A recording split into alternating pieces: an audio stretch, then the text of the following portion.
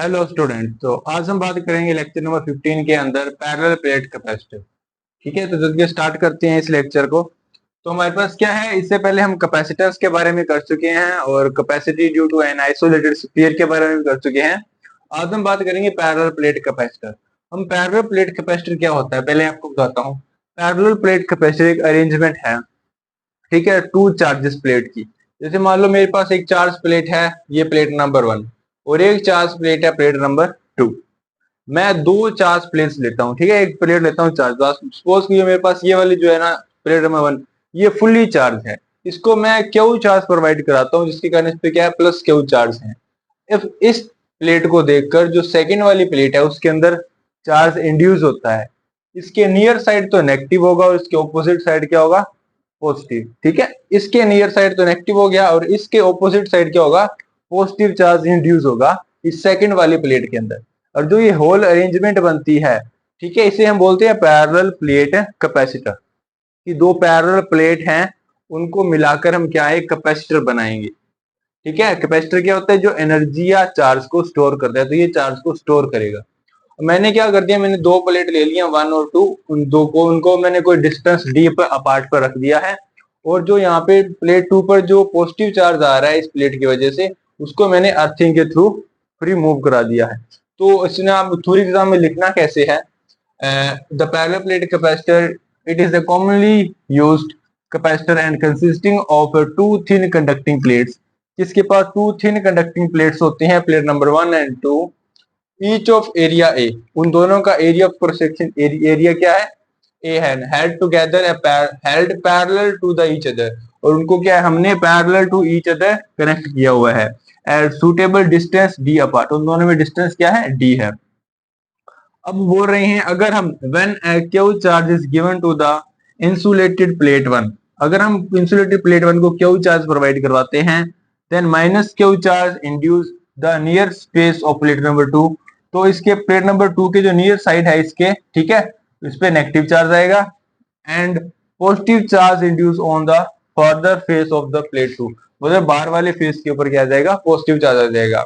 As a plate number 2 is earth, plate number 2 को हमने क्या अर्थिंग से कनेक्ट किया है, the charge positive being free flow to the earth, तो पॉजिटिव चार्ज है वो फ्री फ्लो कर जाएगा अर्थ के अंदर। तो ये तो अरेंजमेंट हो गई। अब हमने क्या है, जो हमारे पास अगर चार्ज है प्लेट नंबर 1 में 2 में, तो उनका एरिया भी है, तो उनके लिए हम सरफेस चार्ज डेंसिटी डिफाइन कर सकते हैं। तो प्लेट नंबर 1 के लिए जो सरफेस चार्ज डेंसिटी है sigma Q by A, end plate number 2 के लिए माइनस सिग्मा, जो नेगेटिव चार्ज है, माइनस क्यू डिवाइड बाई ए। तो ये तो होगी सरफेस चार्ज डेंसिटी। पर हमने निकालना है इसके अंदर पैरेलल प्लेट कैपेसिटर के अंदर कैपेसिटी निकालनी है, किसकी, पैरेलल प्लेट कैपेसिटर की, वो कितना का चार्ज स्टोर कर सकता है। तो उसके लिए हमने इसको चार्ज प्रोवाइड करवा दिया। ठीक है, अगर चार्ज हो गया, चार्ज होगा तो उसके अंदर क्या होगी, इलेक्ट्रिक फील्ड। अब देखिए ध्यान से, एक तो ये लेफ्ट साइड है,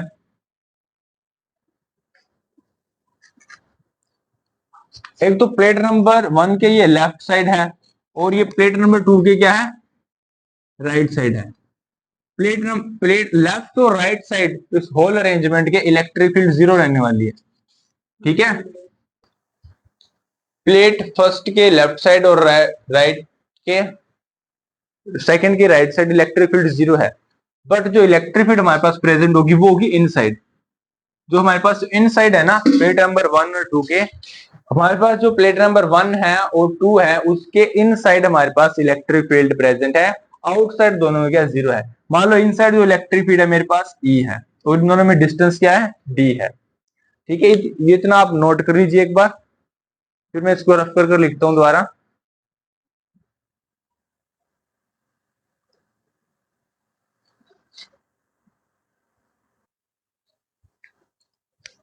अभी हम पिछले लेक्चर्स के अंदर इसमें हमने गॉस लॉ किया था, ठीक है, गॉस लॉ की एप्लीकेशन की थी, जिसके अंदर हमने दो पैरेलल प्लेट्स ली थी। तो हम अगर बात करते हैं, ये भी दो सिमिलर टाइप की पैरेलल प्लेट्स हैं, तो then the region between plates, the electric field intensity is given by E is equal to sigma divide by epsilon naught. आपके पास क्या है, sigma divide by epsilon naught आपके पास क्या है, इलेक्ट्रिक फील्ड इंटेंसिटी है प्लेट नंबर 1 और 2 के बीच में। हमने ये गॉस लॉ की एप्लीकेशन में किया था, ठीक है। और यहाँ से अगर मैं सिग्मा की वैल्यू पुट करता हूँ तो क्या बनेगा, 1 by epsilon naught as it is, sigma की वैल्यू क्या है, क्यू डिवाइड बाय ए। तो ये आपके पास इलेक्ट्रिक फील्ड, इसकी इक्वेशन नंबर 1 मान लो, ये इलेक्ट्रिक फील्ड हो गई, ठीक है। अभी मैं आपको बताता हूँ पोटेंशियल, इलेक्ट्रिक फील्ड और डिस्टेंस के अंदर रिलेशन होता है दो चार्जेस के अंदर, ठीक है। इसको मैं रिलेशन कैसे डिफाइन करता हूं, जैसे मान लीजिए मेरे पास, आप बताइए मुझे, वोल्टेज क्या होता है, work by charge. Work by charge क्या है, पोटेंशियल है। वर्क को मैं कह सकता हूं फोर्स इनटू डिस्टेंस। मान लो डिस्प्लेसमेंट होता है, वैसे इधर डिस्टेंस है कि यहां से चार्ज इंड्यूस होगा, ठीक है। तो यहां मान लो डिस्टेंस क्या है, डी है, डिवाइड बाई क्यू। तो ये क्या होना, v is equal to F by Q into D. और एफ बाई क्यू क्या होता है, force per unit charge, is called electric field. तो ये आपके पास क्या आ गया, वोल्टेज, इलेक्ट्रिक फील्ड और डिस्टेंस में एक रिलेशन आ गया, ठीक है। तो इस रिलेशन से हम क्या है, वोल्टेज भी निकाल सकते हैं कि हम अगर इसके अंदर चार्ज हम स्टोर करते हैं कैपेसिटर के अंदर, ठीक है, तो इसके अंदर कितना पोटेंशियल रेज होगा। तो पोटेंशियल अगर हम लिखते हैं तो हम लिख देते हैं इधर पोटेंशियल, ये पहले आप इस रफ में लिख लीजिएगा, पोटेंशियल बिटवीन प्लेट्स। तो प्लेट्स के अंदर पोटेंशियल क्या होगा, v is equal to E into इन दोनों में डिस्टेंस d। ये आपके पास पोटेंशियल हो गया। अब इधर इलेक्ट्रिक फील्ड की वैल्यू हमें पता है, वो आप पुट कर दीजिए। तो इलेक्ट्रिक फील्ड क्या आ गई, 1/4 pi epsilon not Q divide by A into क्या आएगा d। तो ये बना Q D divide by epsilon naught ए। ये आपके पास क्या है, सेकंड इक्वेशन है जिसमें आपने वोल्टेज निकाल लिया है। अब वोल्टेज भी है हमारे पास, ठीक है, और हम निकालते हैं then capacity of parallel plate capacitor. तो इसकी कैपेसिटी क्या होगी, कैपेसिटी का फॉर्मूला आप कर चुके हैं, C is equal to Q divide by V. यहाँ पे क्यू क्या है, कैपिटल क्यू है हमारे पास, Q divide by V. V की वैल्यू आप सब्स्टिट्यूट कर दीजिए, तो आपके पास वी की वैल्यू क्या है, Q into D divide by epsilon naught into A. तो ये बना क्यू से क्यू कैंसिल, ये बना epsilon naught A divide by D. तो आपके पास जो कैपेसिटेंस आ गया, क्या आ गया, epsilon naught A divide by D. ये आपके पास क्या है, पैरेलल प्लेट कैपेसिटर का कैपेसिटेंस आ चुका है, ठीक है। तो ये है आपके पास क्या, पैरेलल प्लेट कैपेसिटर का कैपेसिटेंस, या कितनी कैपेसिटी होगी पैरेलल प्लेट कैपेसिटर की जो इलेक्ट्रिक फील्ड स्टोर कर सकता है। तो वो किस पे डिपेंड कर रहा है, एक तो एरिया ऑफ सरफेस, मतलब जो प्लेट का सरफेस एरिया कितना है, जितना ज्यादा सरफेस एरिया उतनी ज्यादा कैपेसिटी होगी। और आपके पास क्या है, डी, दो प्लेट्स में डिस्टेंस कितना है। अगर आप डिस्टेंस इंक्रीज करेंगे प्लेट्स में तो उसकी कैपेसिटी डिक्रीज हो जाएगी, ठीक है। दो फैक्टर्स में डिपेंड कर रही है क्या, capacity of parallel plate capacitor. तो आप इसे नोट कर लीजिए। हम बात करते हैं नेक्स्ट, हमारे पास जो पैरेलल प्लेट कैपेसिटर है उसके कुछ फर्दर और टाइप भी हैं, जिसके अंदर हम उसके अंदर कोई हम स्लेब इंट्रोड्यूस करेंगे, या डाइलेक्ट्रिक या नॉन नॉन कंडक्टिंग स्लेब, उसके बारे में डिस्कस करते हैं अभी।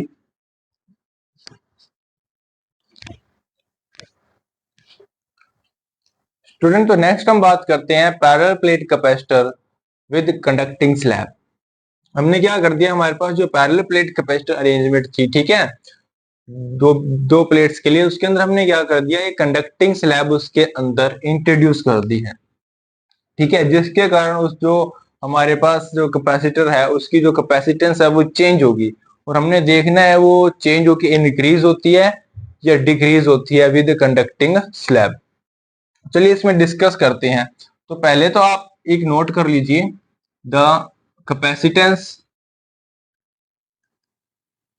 Of parallel plate capacitor in vacuum, in vacuum या air, is C is equal to epsilon naught A divide by D. अब इन दोनों में सेपरेशन क्या है, डी, हमने डी ही लेके चला। ये इक्वेशन नंबर 1 है आपके पास, ठीक है। अब मैं कहता हूं when a conducting slab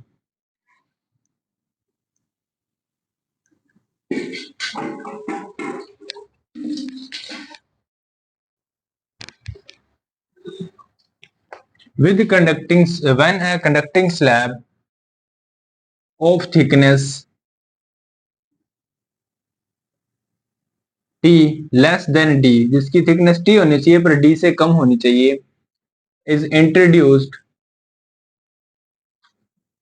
between plates. मैंने क्या कर दिया, जो एक प्लेट है वो इंट्रोड्यूस कर दी बिटवीन प्लेट्स। अब मैंने आपको बता रखा है, अगर ये आप याद भी रखना, अगर हमारे पास कोई कंडक्टर होता है तो जो कंडक्टर होता है उसके अंदर इनसाइड जो इलेक्ट्रिक फील्ड होती है वो जीरो होती है। तो कंडक्टर में जो इनसाइड इलेक्ट्रिक फील्ड है वो जीरो होगी।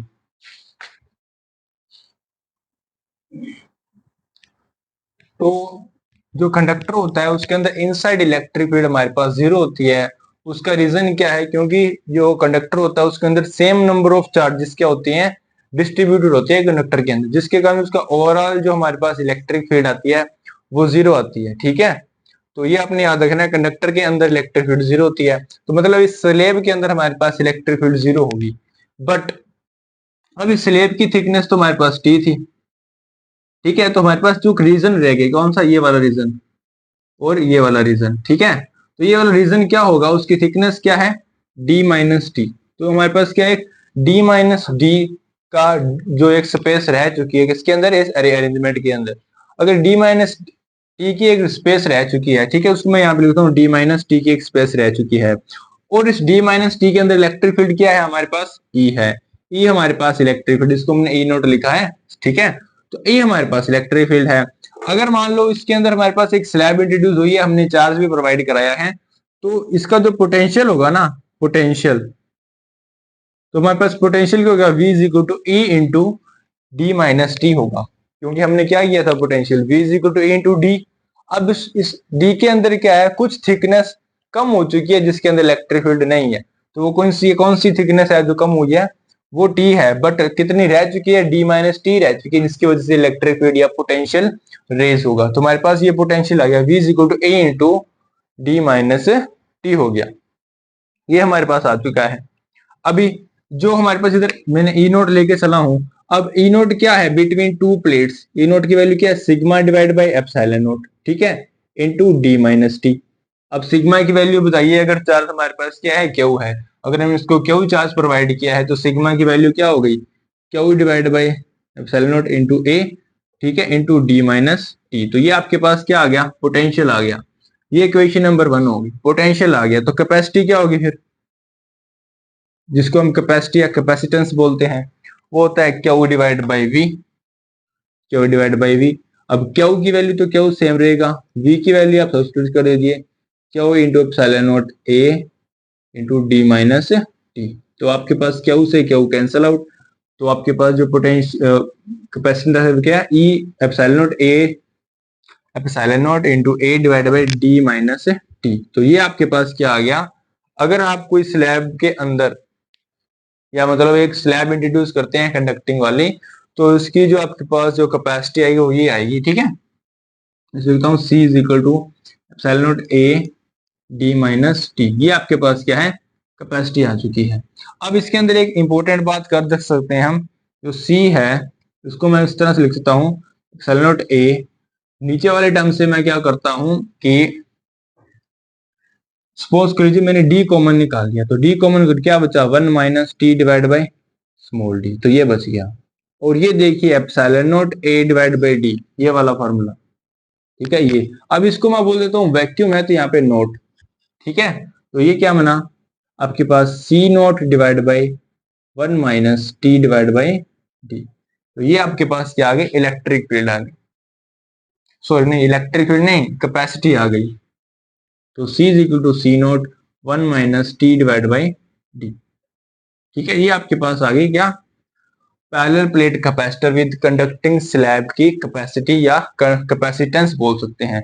अब ये क्वेश्चन बनता है, आप देखिए बताइए सी नोट ज्यादा है या ये सी ज्यादा है, मुझे ये बता दीजिए, सी नोट ज्यादा है या सी ज्यादा है। अब देखिए सी नोट के अंदर वैक्यूम के अंदर क्या आ रहा है, epsilon naught A divide by D आ रहा है, ठीक है, और इसके अंदर क्या है, C is equal to epsilon naught A divided by D minus T, तो डिनोमिनेटर है वो कम हो चुका है। जो नीचे वाले टर्म है, मान लो ये 10 है तो ये 9 है, ठीक है, तो मान लो ये 9 है तो ये क्या 7 भी हो सकती है, 6 भी हो सकती है, मतलब ये वैल्यू हमेशा कम रहने वाली है D माइनस टी की। अगर नीचे वाली वैल्यू कम रहेगी तो ओवरऑल C की वैल्यू क्या आएगी, ज्यादा आएगी। दैट मीन्स हमें क्लियरली दिख रहा है हमारे पास जो C है वो ग्रेटर देन होगा C नोट से। दैट मीन्स हम बोल सकते हैं अगर हम एक पैरेलल प्लेट कैपेसिटर के अंदर एक कंडक्टिंग स्लैब इंट्रोड्यूस करते हैं तो जो होल अरेंजमेंट बनती है उसकी वजह से जो उसकी कैपेसिटेंस है पैरेलल प्लेट कैपेसिटर की वो इंक्रीज हो जाती है, ठीक है। पैरेलल प्लेट कैपेसिटर की कैपेसिटेंस क्या होगी, इंक्रीज होगी, तो उसके अंदर हम एक कंडक्टिंग स्लैब इंट्रोड्यूस करेंगे तब, ठीक है, जिसे आप नोट कर लीजिए।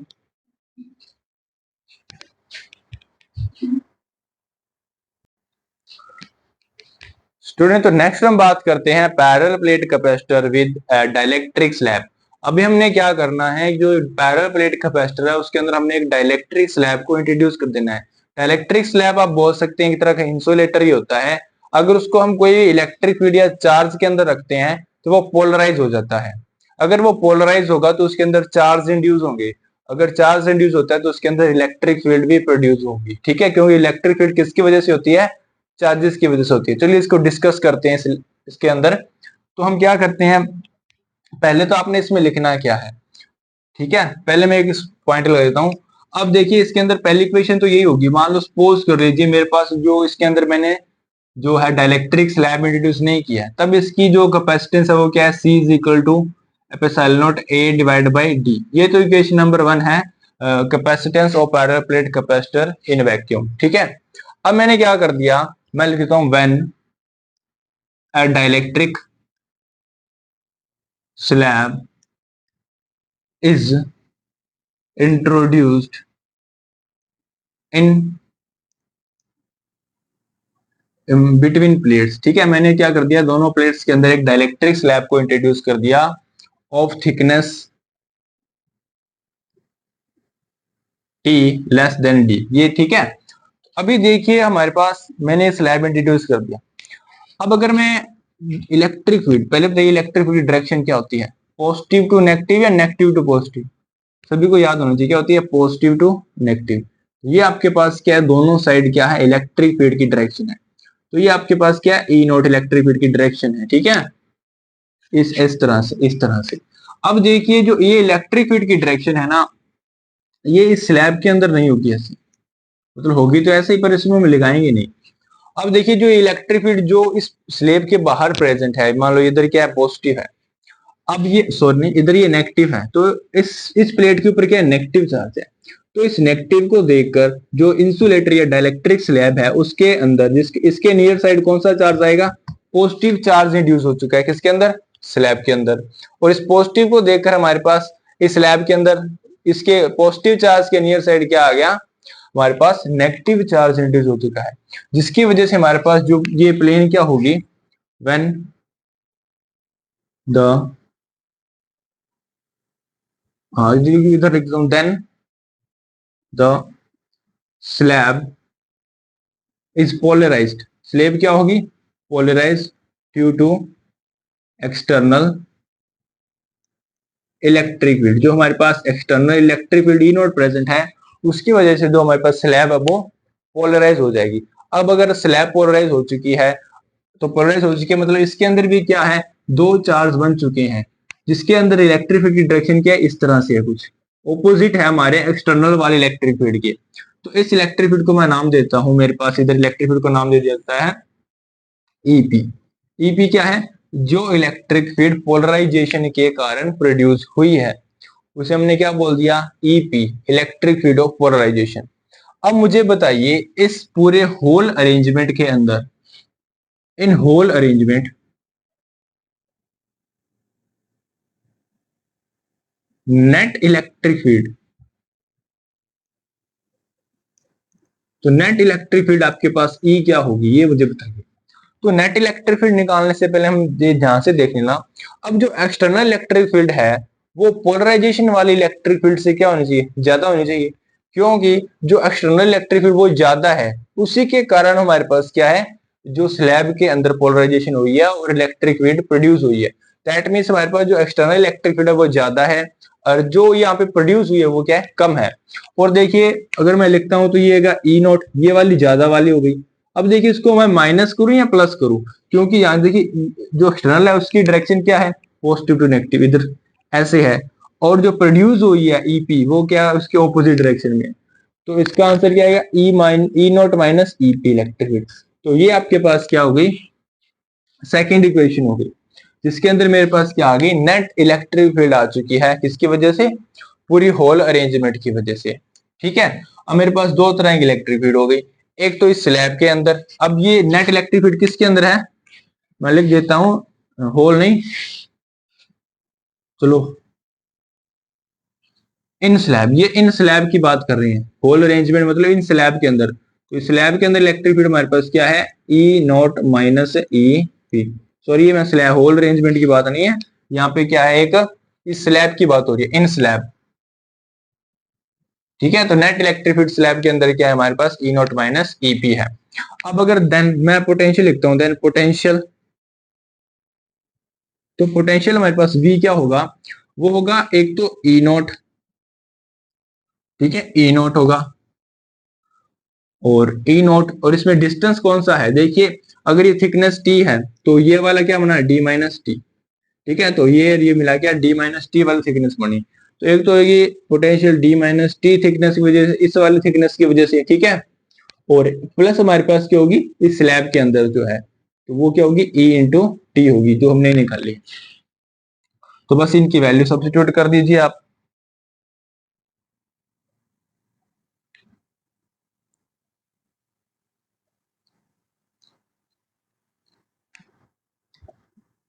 तो मैं क्या करता हूँ, इधर जो ई नोट है और उनकी मैं वैल्यू सब्स्टिट्यूट कर देता हूँ अभी।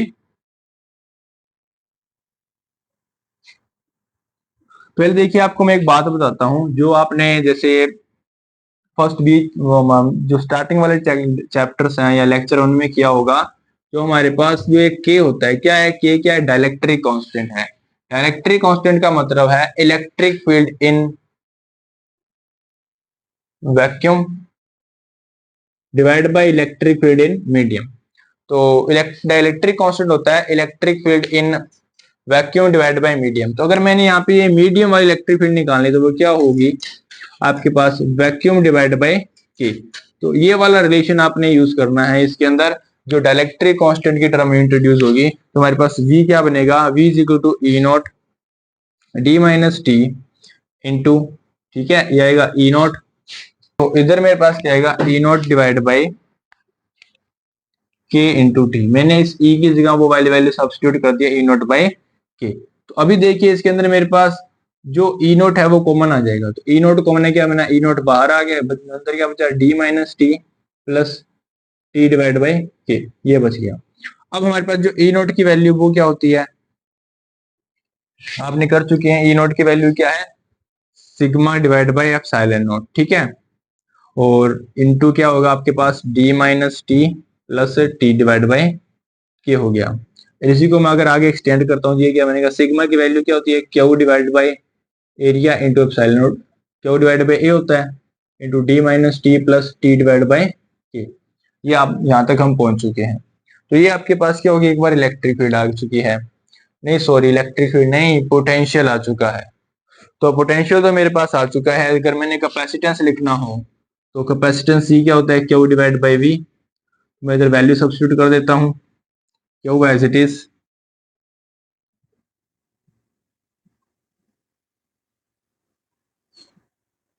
तो मैंने ये वैल्यू सब्स्टिट्यूट कर दी है, क्यू डिवाइड बाई क्यू से कैंसिल हो गया, और आपके पास सी की वैल्यू क्या आ गई, epsilon naught A D minus T plus T divide by के। तो ये आपके पास क्या आ गई, इलेक्ट्रिक वो सॉरी कैपेसिटेंस आ चुकी है। इसकी वजह से अगर आप क्या करते हैं, पैरेलल प्लेट कैपेसिटर के अंदर एक डाइलेक्ट्रिक स्लैब को इंट्रोड्यूस करते हैं तब। अब इसके अंदर एक चीज कॉमन है, अगर आप इसमें से